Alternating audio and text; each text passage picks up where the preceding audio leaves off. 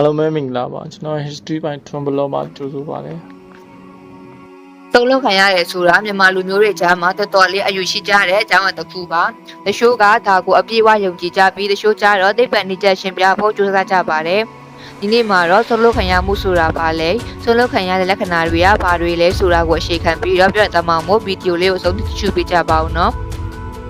သုံးလုံးခံရမှုဆိုတာကတစုံတဦးကဆုံးဝတ်တဲ့မော်တက်များကိုအသုံးပြုပြီးတော့အခြားတစ်ယောက်ရဲ့အသက်အန္တရာယ်ကျန်းမာရေးထိခိုက်အောင်လုပ်တာ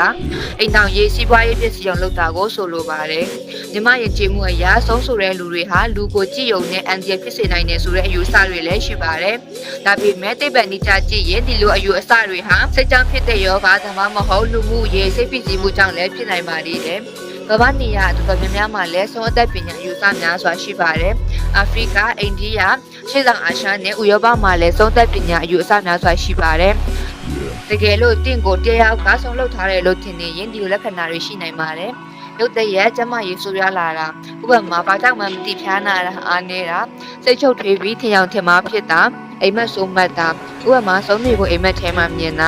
အိမ်တောင်ရေးနဲ့လုပ်ငန်းတူတက်မှုရုပ်တရက်ရက်တန့်သွားတာလူမှုရေးအရာအထီးကျန်လာတာတွေဖြစ်တတ်ပါတယ်။အဲ့တဲ့တော့ဆုံးလုံးခံရတဲ့ပတ်သက်ပြီးတော့ Facebook မှာလူပြောများနေတဲ့နိုင်ငံကျော်မင်းသားကြီးဦးဝင်းဦးရဲ့ဆုံးလုံးခံရမှုနဲ့ပတ်သက်ပြီးတော့ပြပြချင်ပါတယ်။မြရနာစေကန်းကလူနာဂရင်ပေါ်မှာရှိတဲ့အကိုကိုအဲ့ဒီနေရာအိုင်ရင်းချက်ပေါင်းရေခွနေရဲ့အကိုကအိုင်ရင်းရဲ့အနောက်ဘက်ကနေရန်ကိုကြည့်နေရနေအိုင်ရင်းနောက်မှာအကိုအမျိုးသမီးတယောက်ခါထောက်ကြည့်နေရလို့ပြောလာတယ်။လက်ကြည့်တော့မိမိနဲ့တူနာပြုတ်နှစ်ယောက်ကလွယ်လို့ခန်းထဲမှာဘာမှမရှိနေပါဘူး။အပေါ်အားဝမ်းဆန်းအနက်ဝတ်ထားတဲ့ထိုမျိုးသမီးကအကိုကိုလက်ညှိုးငေါက်ထိုးပြီးစကားတွေပြောနေရလို့အကိုကဆိုပြန်တယ်။တူနာပြုတ်နှစ်ယောက်ကတော့တယောက်မျက်နှာတယောက်ကြည့်နေကြပါတယ်။အိုင်ရင်းကတော့အကိုယောဂကြောင့်အမြင်တွေမားနေရဖြစ်မယ်လို့တွေးမိရဲ့။ဆုံးပြီးရက်လေတော့ဘာလန်းကဆန္ဒတိုက်မှာအိုင်ရင်းအကိုအတွက်ရည်စူးပြီးတော့ဆွန့်တွတ်အများဝေတယ်။ဆရာတော်ကြီးများပြန်ကြွသွားချိန်မှာအကိုမွေးစားအဖေဖြစ်တဲ့ပုံမူဦးလာမိုးနဲ့ဇနီးတဲ့တို့ရောက်လာကြတယ်။သူတို့ဇနီးမောင်နှံနဲ့အတူအသက်16နှစ်လောက်ပဲရှိသေးတဲ့ကောင်မလေးတယောက်လည်းပါလာတယ်။သူတို့ရောက်ပြီးစကားပြောနေကြခြင်းဘလောက်မှမကြလိုက်ဘူးထို့အမျိုးသမီးကဝင်ပူးတော့တယ်။ထိုအချိန်ခဏတွင်အကိုတစ်ဖြစ်လဲထိုမိန်းကလေးကဦးလာမိုးကိုကြည့်ရင်စကားတခုံးကိုရထက်လဲပြောတယ်ကျွန်တော်ယောဂကြောင့်တရားတာမဟုတ်ဘူးလူလောက်တာဆိုတဲ့စကားကိုပဲပြောနေရဲ့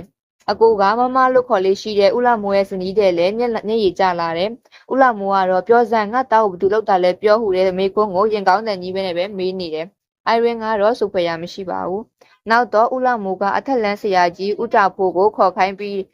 းလိုက်တယ်ဆရာကြီးကအိမ်မှာရှိမနေပါဘူးနောက်နေ့ရက်လောက်နေမှကားလွတ်ပြီးခေါ်တော့ဆရာကြီးပါလာတယ်။ဦးလာမိုးလူလို့ခေါ်လို့တာဆရာကြီးမှလိုက်လာရတယ်။သူ့ကိုပင်းနေအိမ်ကဘသူအိမ်မှန်းလည်းမသိပါဘူး။မင်းသားဦးဝင်းဦးရဲ့အိမ်မှန်းတရားတော့ဆရာကြီးကအံ့ဩသွားတယ်။နောက်တော့အိုင်ရင်းစီကဆန်ကိုတောင်းတယ်။အိုင်ရင်းငါခွက်ကလေးဖြစ်ပြီးတော့ဆရာကြီးကနေတည်းရဲ့လို့ပြောပြီးတော့စလုံးနဲ့ပေးဖို့ပြောတယ်။လောက်ထားတဲ့အစီရင်တွေကိုအောက်ထပ်မှာအရင်ရှင်းတယ်။ဆရာကြီးကဆန်တွေကိုပတ်တဲ့အခါစပွဲအောက်ကရစ်လုံးသားကိုဆန်တွေကပြောစိတ်လိုပြီးသွားတယ်။လောက်သမားတွေခေါ်ပြီးချင်းခိုင်းလိုက်တဲ့အခါမှာအင်းချက်လို့ယူဆရတဲ့စာရွက်တွေထွက်လာတယ်။နောက်တစ်ခါဆရာကြီးကအပေါ်ထက်ကိုတက်ပြီးတော့ဆန်တွေကိုကျဲပြန်တယ်။အကိုအိတ်တဲ့ကတင်နာမှာထက်သွားစုတယ်။သွားကြည့်တော့ကတင်ကိုရိုက်ထားတဲ့တန်3ခုကလွဲပြီးဘာမှမရှိနေပါဘူး။အဲ့ဒါကိုဆရာကြီးခေါ်ပြတော့အဲ့ဒါတွေကတန်မဟုတ်ဘူးအင်းဟုပြောတယ်။ဆရာကြီးကဆွဲထုတ်လိုက်တော့တန်ပုံစံလောက်ထားတဲ့အင်းတွေဖြစ်နေတယ်။အင်း3ချက်လုံးမှာစပင်နေတက်တဲတွေနဲ့အတူဝင်းဦးမှတ်လား73ရက်1935ခုတေ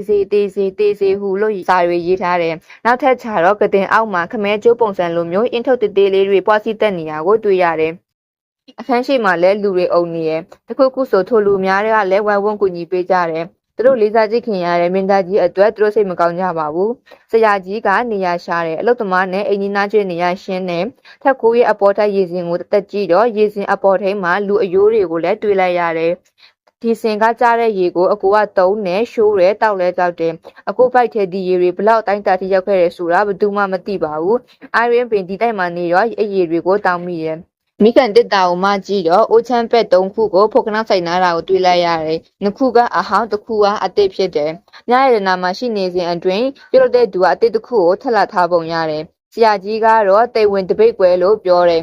။ထိုအိုချမ်းပက်3ခုပေါ်တွင်လည်းအပေါ်ဝါစာသားအတိုင်းရေးထားတယ်။ဆရာကြီးကတော့လက်ကုံလှုပ်ထားတာပါလားဆိုပြီးမှရေရွတ်နေတယ်။နောက်ဆုံးအကုတ်ပုံတွေကတ်ထားတဲ့နေရန်နောက်မှာတော့အထက်စင်စားပတ်ထားတဲ့လက်ချင်ယူတစ်ချောင်းထွက်လာတယ်။ဆရာကြီးကတော့အစိမ့်တိတ်မင်းကလေးတယောက်ရဲ့အယိုးလို့ပြောပါတယ်။ဒီအယိုးပိုင်ရှင်ကြောင့်လူကိုပြစ်လိုက်ရတာလို့ဆိုတယ်။ ထိုအခါကျမှမြဒနာစေကမှာအကိုမြင်တဲ့အမျိုးသမီးကိုအိုင်ရင်စစ်ဆက်ပြီးတွေးမိလိုက်ပါတယ်ဆရာကြီးပြောပြတော့သမီးရဲ့အိတ်ကလေးနဲ့ညာငါ့ကိုလာခေါ်ပါတော့လားအခုတော့ဖိုးတန်လူတယောက်ဆုံးရှုံးမိလို့မရှိတင်ခဲ့ဂရုဏာတော်တာဖြစ်နာဆိုပါတယ်စေယုံပေါ်မှာပြုစုတော့ငါမျက်ရည်မချခဲ့တဲ့သူမှငါရဲ့ချိန်တွင်ဖျားเจ้าနဲ့ကြံတော်မှာစိတ်ရောကိုယ်ပါချွတ်ချုံကြပြီးမငုံနိုင်တဲ့သူမှဆရာကြီးစီကထိုစကားကြားတော့မှနေရာမှာပဲအယုတ်ကျိုးပြထိုင်ချကဖြူဖြူပါအောင်ငိုပါတော့တယ်